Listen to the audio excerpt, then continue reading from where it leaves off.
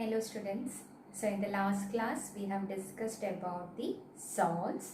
What are salts? What is the nature of the salt? If we are able to know from which acid and from which base that salt is produced, we can able to find out the nature of the salt, whether it is showing basic character or whether it is showing the acidic character. Then we have discussed the preparation of one of the salt, right? We have discussed about the preparation of the sodium hydroxide. So the sodium hydroxide we are preparing from the sodium chloride. How are you preparing it? By passing electricity through the brine solution. Brine solution is the sodium chloride, that is a salt solution itself. Okay, by passing electricity we will get sodium hydroxide, chlorine gas and hydrogen gas. So we have discussed the uses of each of the products also, right? So in this session we are going to study about the preparation of some more other compounds like bleaching powder, washing soda, baking powder, these all salts. Okay, and all these salts or all these compounds are prepared from either directly from the sodium chloride or from the products that is obtained from the sodium chloride. Okay, suppose chlorine is one of the product that is formed when we are preparing the sodium hydroxide, right? Using the chlorine we can prepare the bleaching powder, right? Like that, either the direct use of sodium chloride or any of the product that is obtained when we are preparing the sodium hydroxide, using that we are preparing other compounds also. So by today we will finish our second chapter. So as we always do, what you have to do is you have to write all the textual questions in your notebook. Okay, in text questions in between the chapter also you can see several questions that also you have to write in your notebook. Plus the end of the chapter also so many questions are there that also you have to write in your notebook. Okay, today by the evening or something I will be posting the post the answer key of those questions also. So at that time you have to cross check whether you have written all the answers correctly or not. If you are having any confusion with any of the answers, write with the pencil. So when I am posting the answer key, you can know cross check it whether it is correct or not. Okay, don't copy it from the answer key. Don't wait for me to post the answer key. Attempt by your own. Try to solve it by your own. Okay, otherwise then only we will be able to know whether we have understood this chapter or not. Okay, so as I always tell you, lot of chemical reactions, lot of preparation methods, everything is there. So you need to write and study all the chemical reactions. Okay, so complete the notes plus the textual questions and homework also you have to complete it. Okay, thank you. Watch today's video. Okay. So we have already discussed about the preparation of sodium hydroxide. The next compound that we are going to study is about the bleaching powder. Bleaching powder. So how can we prepare the bleaching powder? Okay, so what is bleaching powder? Chemically, the chemical formula of the bleaching powder, it is really complex. The chemical formula of the bleaching powder is really complex. So what we are doing is we are representing the chemical formula of the bleaching powder as CaOCl2. CaOCl2. Since the bleaching powder's actual chemical formula is very complex one, it's a very complex one, so we are representing the chemical formula as CaOCl2. Okay, so how can we prepare the bleaching powder? We are preparing the bleaching powder from the chlorine. We are preparing the bleaching powder using the chlorine. We have studied in the last session that sodium hydroxide, when we are preparing the sodium hydroxide from sodium chloride, hope you remember that equation, right? 2NaCl, right? 2NaCl plus 2H2O, it will when we pass electricity through it, it will produce sodium hydroxide, chlorine and hydrogen. So this chlorine which is produced, we can use this chlorine for the manufacture or for the preparation of the bleaching powder. Okay, so the chlorine gas which is produced when the sodium hydroxide is prepared, the same chlorine we can use for the preparation of the bleaching powder. Okay, Now, how can we prepare the bleaching powder from chlorine? So we can prepare the bleaching powder from chlorine by reacting our slaked lime. What was slaked lime? Calcium hydroxide. CaOH twice, calcium hydroxide. If it is reacting with the chlorine, calcium hydroxide, we call it as the slaked lime. Another name for this calcium hydroxide is the slaked lime. So when slaked lime reacts with the chlorine, what will happen? It will produce CaOCl2, which is the bleaching powder, plus water molecules also will be produced. So how are we preparing the bleaching powder? We are preparing the bleaching powder from the chlorine, which is produced when the sodium hydroxide is produced. So along with the sodium hydroxide, chlorine is also produced. The same chlorine, if it is reacting with the slaked lime, it will produce the bleaching powder. Okay, so what are the main uses of the bleaching powder? What are the main uses of a bleaching powder? One, uses we already know, right? Bleaching powder means it is used for bleaching, right? So the first uses, what are the main uses of the bleaching powder? The main uses of the bleaching powder are, so the first use we can write as the first uses, bleaching powder can be used for bleaching. Which all things can be bleached using the bleaching powder?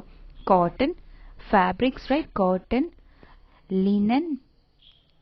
Certain fabrics can be, mainly in the textile industries. Mainly in the textile industries, we can bleach the cotton, linen, and etc. using the, bleaching powder. Again, we can bleach the wood pulp. Wood pulp, which is, where do we use the wood pulp? Wood pulp is used in the paper industry or the paper factory. Paper factory, we have the wood pulp, right? So that can be bleached using the bleaching powder. Okay, again the next use is the washed clothes, right? Washed clothes in laundry, right? Washed clothes in the laundry.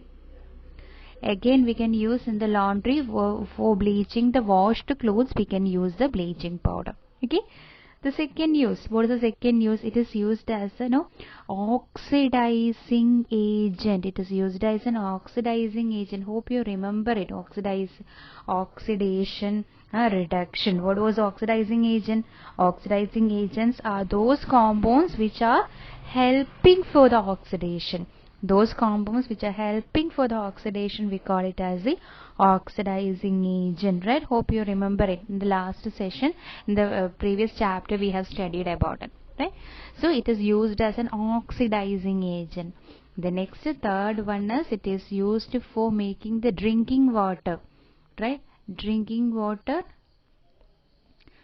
free from germs. Free from germs.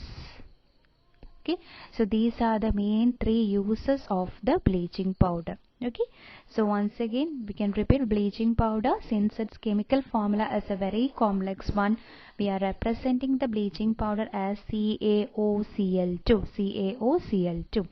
We are preparing the bleaching powder using the chlorine. From where are we getting the chlorine? We are getting the chlorine from the NaCl. When the sodium hydroxide is produced, from the sodium chloride we will get the chlorine. Same chlorine, when it is reacting with the slaked lime, we will get our bleaching powder. Okay, what are the main uses of the bleaching powder? Bleaching powder can be used for bleaching cotton, linen in the textile industries, mainly in the textile industries. So it has use in textile industries, it has uses in paper factory, it has used in laundry section also, right? So in the textile industries, we are using the bleaching powder to bleach cotton, linen, etc. In the paper factory, we are using the bleaching powder to bleach wood pulp. In the laundry, again washed clothes, the clothes are bleached using the bleaching powder. Next is a very good oxidizing agent. It is used as an oxidizing agent in many chemical industries. The third use is that it is used in drinking water to make it free from germs. To make it free from germs, we are using the bleaching powder. Okay, so that is about the bleaching powder. Okay, I hope you understood it. So the next salt that we are going to study is about the baking soda. So how can we prepare the baking soda? Have you heard about baking soda? Yes, baking soda we are using in the kitchens, right? In the kitchen for making very crispy snacks and all, we are using the baking soda, right? For making no certain snacks items to make it very much crispy and all, we are using the baking soda. Okay, now how can we prepare the baking soda? What is the chemical formula of the baking soda? First we can study that, right? The chemical formula of the baking soda is NaHCO3. NaHCO3. What was it? It is sodium. What's the name of it? Sodium. H means bicarbonate. Sodium bicarbonate, or we will write it as sodium hydrogen carbonate. Sodium hydrogen carbonate. So there's the two names for the baking soda. So baking soda, the chemical formula is NaHCO3. We call it as the sodium bicarbonate or sodium hydrogen carbonate. How can we prepare? How can we prepare the baking soda preparation? How can we make the or prepare the baking soda? What is the mode of preparation? How can we prepare the baking soda? Is that we are preparing the baking soda by using sodium chloride, NaCl. We are preparing the baking soda from sodium chloride. What is the series of reaction that has been taking place over here is sodium chloride will react with water. Several reactants should be there to produce the baking soda. Not only 2 or 3, there are 4 main reactants are there. NaCl plus H2O plus CO2 carbon dioxide plus NH3. What is NH3? We call it as the ammonia. Okay, NH3 is ammonia. Okay, so NaCl, sodium chloride, will react with water, carbon dioxide and ammonia to produce which all products will be formed. The one will be our NaHCO3. Baking soda will be produced. Along with that, NH4Cl also will be produced. What is NH4Cl? It is ammonium chloride. So how are we preparing the baking soda? By the reaction of sodium chloride with the water, carbon dioxide and ammonia to produce sodium bicarbonate and ammonium chloride. Okay, sodium bicarbonate. It's a salt, right? Can we check the nature of the salt? What will be the nature, whether it is an acidic or basic? Okay, we know how to find out the nature of the salt, right? So let's check it out. NaHCO3. So in the last class we have studied from which all, how can we check the nature of the salt, whether it is basic or acidic, by checking out from which acid or base it is produced, right? So we can write it from which acid or a base it is produced. Again, the salt has 2 parts, Na and HCO3. Can I predict it out? Yes, Na. What was it? Yes, it is prepared from NaOH plus HCO3. What is the part, that part? Acidic part? Yes, carbonic acid, H2CO3. Right? So, sodium bicarbonate is prepared from sodium hydroxide and carbonic acid. Sodium hydroxide is a very strong base, whereas H2CO3 is a weak acid. So, what will be the nature of the sodium bicarbonate? Which is a stronger one? Base, right? So sodium bicarbonate will be basic in nature. So sodium bicarbonate is a mild base. So since it is a mild base, it can be used for the neutralization of acid also, right? If an acid, excess amount of acid is there, means if you are pouring sodium bicarbonate to it, it is a base, right? Neutralization will take place, right? So sodium bicarbonate is a basic one because it is prepared from a strong base and a weak acid. Okay, Now, have you ever seen that when we are taking this baking soda, when we are preparing something, no, the same we can use, when we are making the cakes and all, right? Cake and all, when you can see that it has become very puffy, right? It will become very soft. Why is it so? When we are using the baking soda, appakaram എന്നൊക്കെ പറയുന്നത്, that means that will be, it will become very soft. Why is it so? Because it will become very fluffy. Why is it so? Because when we are adding baking soda to whatever things that we are cooking, this sodium bicarbonate, right, NaHCO3, so when it is getting heated, so while we are cooking we will be heating it, right? So when we are heating it, what will happen means it will undergo decomposition to produce sodium carbonate and water and carbon dioxide.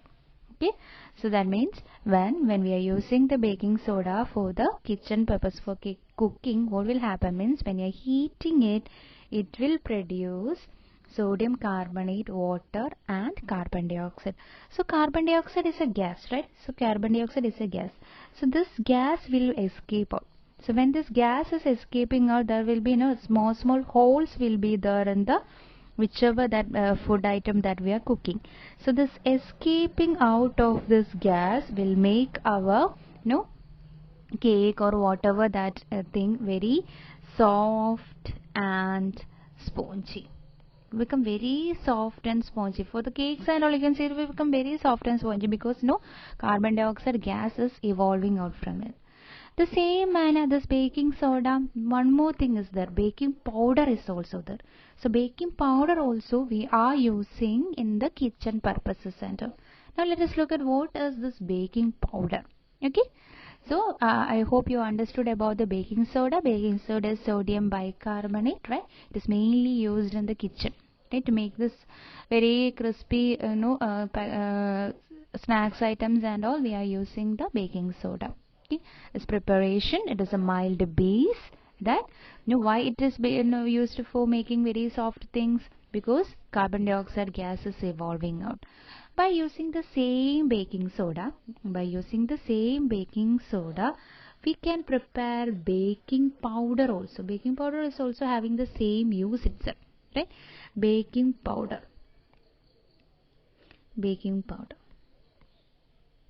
Baking powder is actually the baking soda itself, but it is a mixture of baking soda, and it's a mixture of baking soda and a main mild edible acids also, like examples tartaric acid. This certain acids are present in all the fruit items and all, right? Tartaric acid is also oxalic acid, certain acids, citric acid, these all are present in certain food items. So it is a baking powder is a mixture of baking soda and any mild, very mild, it should not be very strong one, very mild. Otherwise what will happen when we are using baking powder for our cooking purposes, when we are eat it, what will happen? It will damage our digestive system, right? So much of acidic accumulation will be there in our stomach. So it's a very mild base, and it should be edible one also. We cannot add hydrochloric acid or sulfuric acid. We cannot mix it with the baking soda and use as a baking powder. But the acid should be, the acid that we are taking should be edible one also. For example, tartaric acid is a mild. It is a very mild acid, but it is an edible one also. Okay, so when we mix it together, we will get our baking powder. So baking powder is a mixture of baking soda and any mild edible acid. Okay, and same baking powder when we are using it for the cooking purposes, again here also carbon dioxide gas will be evolving out. That is why baking powder, so powder also, what will happen when we are using it for any purposes, bread or cake. If you are using this baking powder for the preparation of bread or cake, you can see that again it is also become very soft, right? Or it also will become very spongy also. The reason is that again when we are heating the food items, when you're cooking it, if you're adding baking powder, means again same type of reaction will take place. Carbon dioxide gas will be evolved out. You can see baking soda, it's a mixture of baking soda and any acid, right? So I'll be writing baking soda as NaHCO3 plus, it's a mixture of any mild acid or any acid. So since any type of acid can be used, I'm just writing it as H plus. Why I'm writing it as H plus? Because we know that acids are producing hydrogen ions, right? So in order to represent that acid, I'm using H plus. Okay. So when we are heating it, here for heating purpose, I am using the delta. What will happen when we are heating it? Again, the same carbon dioxide gas will be evolved out, plus water will be produced. These two products will be there before also. Plus, what will happen here? Sodium is there, right? The sodium and the rest of the part of the acid will mix together. Okay, so that means this sodium and the rest of the acid, okay, it will mix together, and I will write it as sodium salt of whatever that acid that we have taken over here, that carbon dioxide plus water plus sodium salt of acid will be produced. So here also what has happened, carbon dioxide gas is evolving out, right? So since the gas is evolving out, again that's the reason when we are cooking it, the carbon dioxide gas will evolve out, that will make that whatever that food item that we are cooking, it will become very soft and spongy. Okay. Okay, what are the other uses? What are the other main uses of the baking soda or a baking powder? Baking soda, what are the main uses of it? Okay, so the first use is that, what is the uses? It can be used in the preparation of baking powder, right? Yes, so this is the first use. It is used for the preparation of baking powder. The second is that baking soda, we already told that baking soda is a very mild base, right? Very mild base. So it's a basic in nature. So it can be used for the neutralization, right? It will neutralize the excess amount of acid. So it is an ingredient in antacids. Antacids. What are antacids? What are antacids? Antacids are those substances which will neutralize the base itself, which will neutralizes the excess acid present in our stomach, right? Suppose in our stomach a lot of hydrochloric acid is produced, so we will have a stomach pain. So we will be using the antacids. Antacids are just like a gelusil anode. Okay, what is an antacid? It should be mild base. So sodium bicarbonate or the baking soda is used as a main ingredient of one of the ingredient of the antacids. Okay, the next is that it can be used in the fire extinguishers also. Fire extinguishers also, it is used in the fire extinguishers also. We'll call it as a soda acid fire extinguisher. We call them as the soda acid fire extinguisher. Okay, so these are the three main uses of the baking soda. First one is it is used in the preparation of baking powder, then it is used in the preparation of antacids, it is used in the preparation of the fire extinguishers. Okay, so three main uses for the baking soda.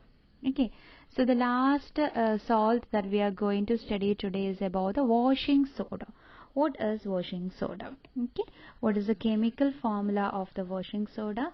So you have to study all the preparation, all the uses of these salts very carefully. Okay, these all are important. So next salt that we are going to study today is about the washing soda. Washing soda. What is washing soda? Washing soda is chemically Na2CO3 10H2. 10H2. Washing soda's chemical formula is Na2CO3 10H2O. Okay, so this is also prepared from the sodium chloride itself. Sodium chloride itself, we are preparing this sodium sodium carbonate 10H2O from the sodium chloride itself. So from the sodium chloride, we have seen that when we are preparing the baking soda, hope you remember it, preparing the baking soda, we are using the sodium chloride, right? Hope you remember it, right? NaCl. What was that reaction? NaCl plus H2O plus CO2 plus NH3 gives NH4Cl and NaHCO3. I hope you remember this equation. This is the equation that we studied just before. So sodium chloride is used for the preparation of the washing soda, right? We will get NaHCO3 from here. And the next reaction, what was the next reaction that we have studied? NaHCO3, when it is undergoing heating, what will happen? When it is undergoing heating, what will happen? It will produce Na2CO3, water and carbon dioxide. So these two reactions we have studied in the last salt, right? So we have prepared NaHCO3 from NaCl, right? We have prepared NaHCO3 from NaCl. This NaHCO3, when it is heated, will get Na2CO3. This Na2CO3, that Na2CO3 we are using for the preparation of the washing soda. Okay, what we will do? Na2CO3 plus, it should be reacted with the, it should be reacted with the water molecule. How many water molecules? 10 H2O. So we will get Na2CO3 10H2O. Okay, so in fact that washing soda is prepared from the sodium chloride itself, because that one, the sodium carbonate we are getting from the NaHCO3, that NaHCO3 we have prepared from the sodium chloride. So it is coming as a chain by chain, it is coming. Okay, so how do we prepare the washing soda? Washing soda is prepared from these all things we don't require for this one. So when it is asked you to write the preparation of the washing soda, what you need to do is you have to write Na2CO3 10 plus 10H2O gives Na2CO3 10H2O. Okay, now what are the main uses of it? We can write what are the main uses. What are the main uses of the washing soda? Okay, so washing soda, that is sodium carbonate 10H2O. Okay, it is used in the main industries. It is used in the glass industry, soap industry, as well as in the paper industry. So it has very good application in the glass industries, in the soap industries, as well as in the paper industries. Next, it is used in the preparation of it is a very good compound known as borax. So borax is a compound. So mainly it is used in our lab equipments and all, glasswares and all. It is prepared using the borax. So see, borax is prepared by using the washing soda. So we can use the washing soda in the manufacture of borax. Borax is a very complex compound. If you are taking your higher secondary science itself, we will study in detail about the borax. So borax, we are preparing the borax using the washing soda. Okay, then it is used as a cleaning agent. Washing soda is used as a cleaning agent for domestic purposes and all. In our household itself, for domestic purposes, we are using the washing soda as a cleaning agent. Okay, the next thing is that it is used for the removal of hardness from water. Hardness of water. What is hardness? Means certain water will have is of two types. There is temporary soft water is there, and as well as the hard water is there. There are soft water is there, hard water is there. Soft water means is the normal water that we are using.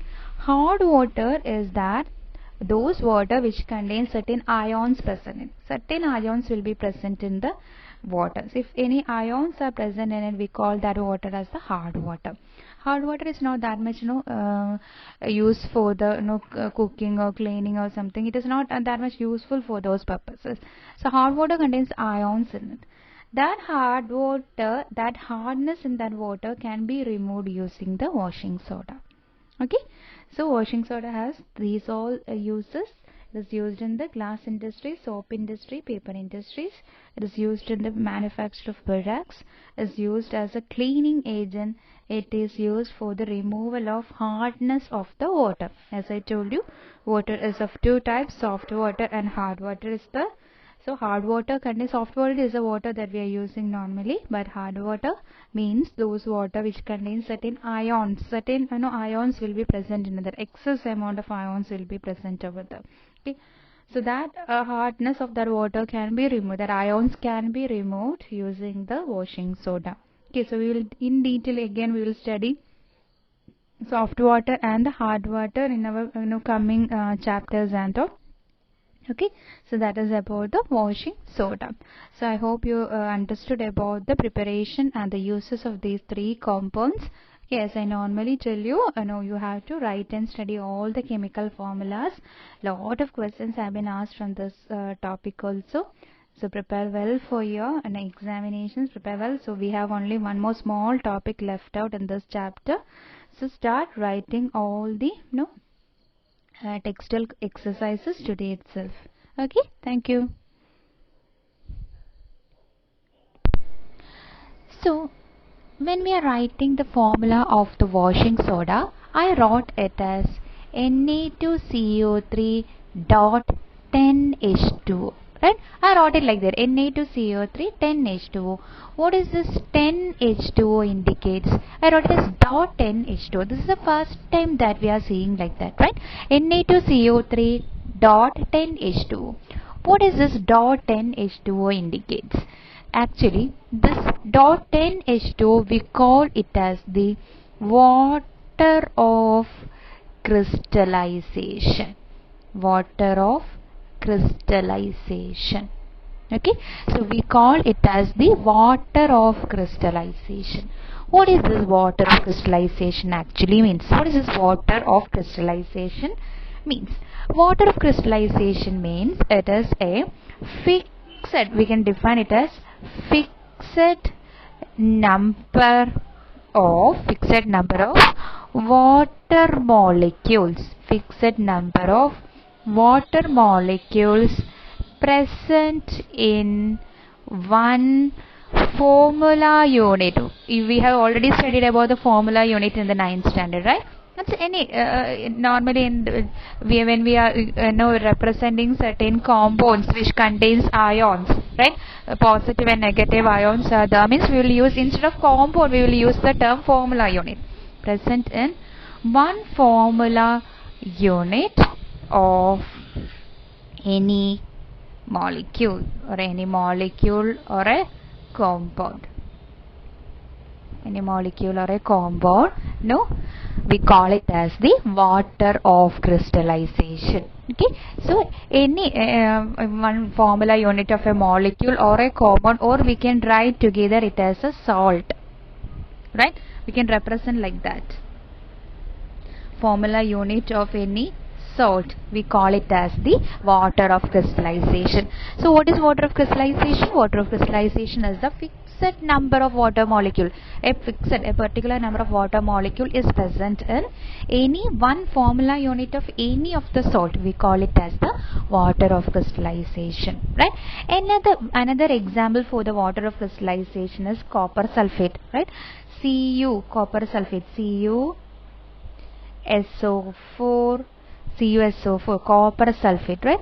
Copper sulfate contains water of crystallization. It contains 5H2O present in it. CuSO4 dot 5H2O. We can prove that the water molecule is present in any salt. We can prove by using the copper sulfate. Copper sulfate 5H2O. If it contains a water molecule present in it, means it will be blue in color. You can see from the lab and all. Copper sulfate crystals. Copper sulfate crystals means these crystals are bluish in color because it contains water molecule present in it. Suppose if we are heating it, when we are heating the copper sulfate 5H2O, means when we are heating it, what will happen? This water molecules will get evaporated out, right? When we are heating it, water molecule will get evaporated out, and we will get copper sulfate alone, which does not contains any water in it. So this copper sulfate is not blue in color, it will be white in color, right?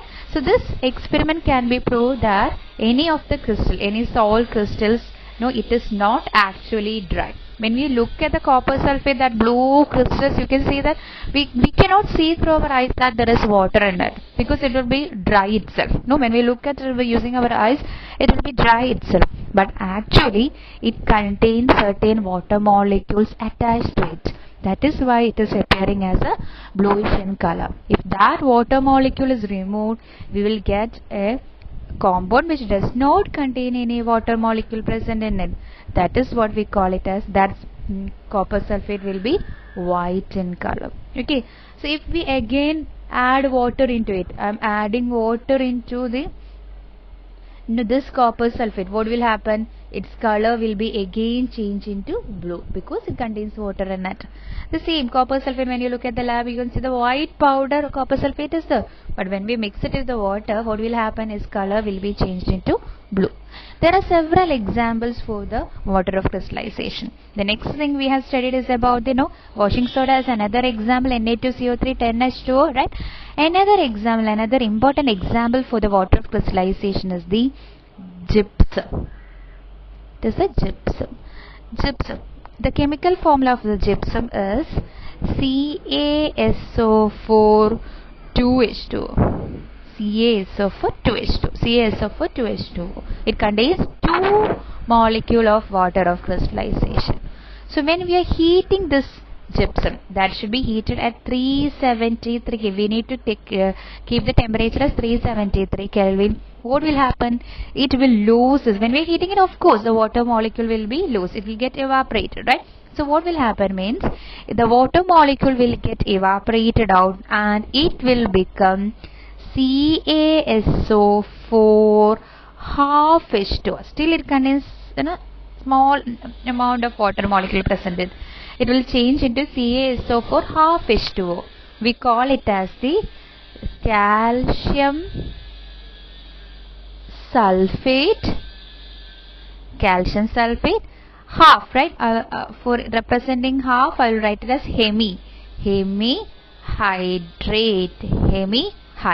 Calcium sulfate hemihydrate. So that is CaSO4 half H2O. There is another name for that. Another name for calcium sulfate hemihydrate is plaster of Paris. Plaster of Paris. Another name for calcium sulfate hemihydrate is plaster of Paris. Have you heard about plaster of Paris? What are the main uses? What are the main uses of plaster of Paris? Plaster of Paris doctors are using for supporting fractured bones, right? Fractured bones. If a bone is getting fractured, we will be not tying it, right? That is a plaster, right? Actually, right? Then another example is another use for plaster of Paris is it will be used for making toys, right? Decoration. Any substances, there can be any materials that can be used for decoration purposes, right? Even for making surface smooth.